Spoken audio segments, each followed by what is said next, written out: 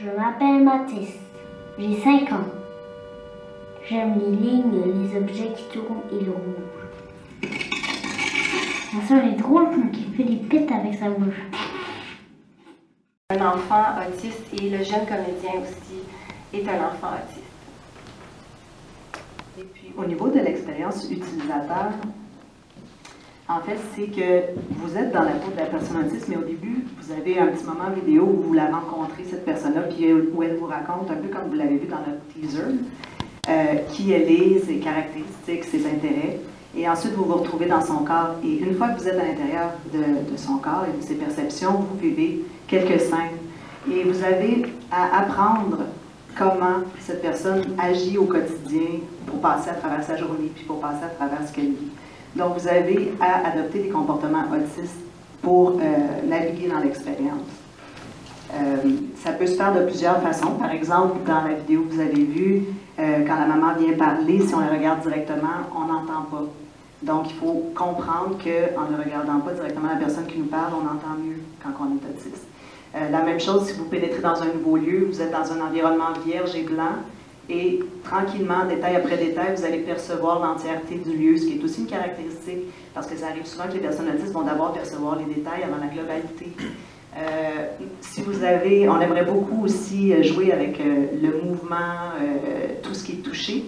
Donc, dans certaines situations où il y aurait des surcharges sensorielles, vous pourriez avoir à agiter les bras, à faire du flapping, comme on voit des fois les personnes autistes le faire, pour calmer l'image, pour que les choses redeviennent tolérables, je dirais.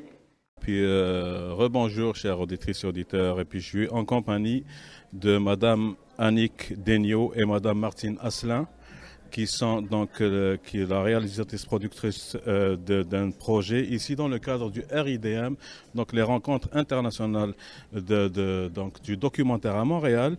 Et puis on est au quartier général du RIDM, évidemment. Donc si vous pouvez nous parler, on commence peut-être par Madame Annick Degnaud, si vous pouvez nous parler de ce projet Mathis. Donc, Les Pieds en haut, c'est un projet documentaire immersif interactif en réalité virtuelle. On propose 5 courtes expériences immersives pour faire vivre aux personnes neurotypiques et aux curieux éventuellement. Donc, ce que c'est que d'évoluer avec l'autisme. OK, parfait. Et puis la question, on va dire logique, qui découle de ça, il y a beaucoup de gens qui imaginent, et vous l'avez mentionné, que l'autisme c'est une maladie, alors que vous avez dit, et c'est vrai, c'est une condition. Alors que pensez-vous de ça, si vous pouvez parler de ça? Et relativement à votre donc, documentaire où vous avez approché réellement des gens donc, autistes. Bien, on est toutes deux mamans d'enfants autistes à la base, puis nous, on voulait vraiment travailler pour essayer de rendre ce monde-là accessible aux non-autistes. Donc, pour nous, la première chose, c'est que l'autisme, c'est un état neurologique distinct. Comment on fait pour essayer de faire comprendre ça aux gens de l'intérieur? Nous, on s'est dit, écoutez, la réalité virtuelle, ça fournit cette possibilité-là, puis c'est vraiment un super mode de représentation, autant au niveau sensoriel qu'artistique. Fait que c'est pour ça qu'on a fait ce choix technologique-là pour parler de cette réalité-là. Parfait, parfait. Et pour un novice comme moi qui ne connaît pas, on va dire, le travail d'un producteur ou d'un réalisateur versus celui d'un scénariste pour un projet comme ça, c'est quoi on va dire, vos interventions relativement à ce projet? Ben, notre... Vous faites la même job.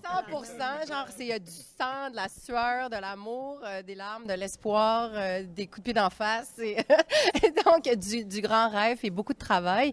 Donc, ce projet-là, en fait, c'est une démarche inclusive, c'est-à-dire que du début à la fin, on inclut les personnes autistes avec nous dans le processus créatif. Elles servent de conseillères, artistes.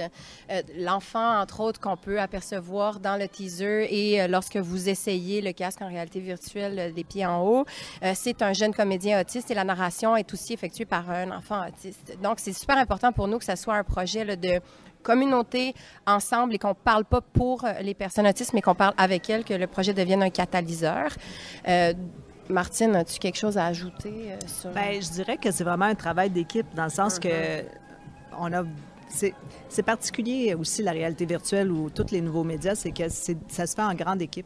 Puis avec beaucoup de... Au lieu, tu sais, des fois, en documentaire, c'est le film d'une personne, puis là, elle a son équipe, puis elle dirige tout ça comme réalisateur. Mais tu sais, en nouveaux médias, c'est vraiment de la collégialité. C'est que tout le monde met les mains dedans. Il n'y a pas de star. Fait on travaille vraiment les mains dedans, tout le monde. Ce que je trouve vraiment très intéressant ici dans des documentaires, c'est que, comme vous l'avez dit, les scénaristes ou les réalisatrices ou réalisateurs, c'est des gens qui sont liés directement au sujet qu'ils traitent. Les réalisateurs et les scénaristes, c'est des gens concernés, comme vous autres. Vous avez des enfants autistes. Et la prochaine question, je ne vais pas vous prendre beaucoup de votre temps. C'est temps est précieux, je le sais. Non, Temps est précieux, mais ça nous fait plaisir d'être avec vous. Parfait. Et puis, est-ce que après ce projet, vous avez des idées de projets similaires éventuellement ou une extension de ce projet? Écoutez, on n'est pas près de l'avoir fini, ce projet-là. Je pense qu'on a une bonne année ou deux à mettre dessus encore. Fait que je vais vous dire que je vais penser à ce que je vais faire après. Il faudrait le ficeler vraiment... éventuellement. Oui! Il y a du travail à faire encore. On est vraiment en développement. En fait, on cherche des partenaires pour pouvoir le faire. Le microphone de Radio Centre-Ville est là. Vous pouvez faire une annonce. Vous pouvez faire donc, mais réellement là, donc vous lancez une annonce. Écoutez, on va faire une campagne de sociofinancement. On va faire appel au public et aux gens qui se sentent intéressés par ce projet-là.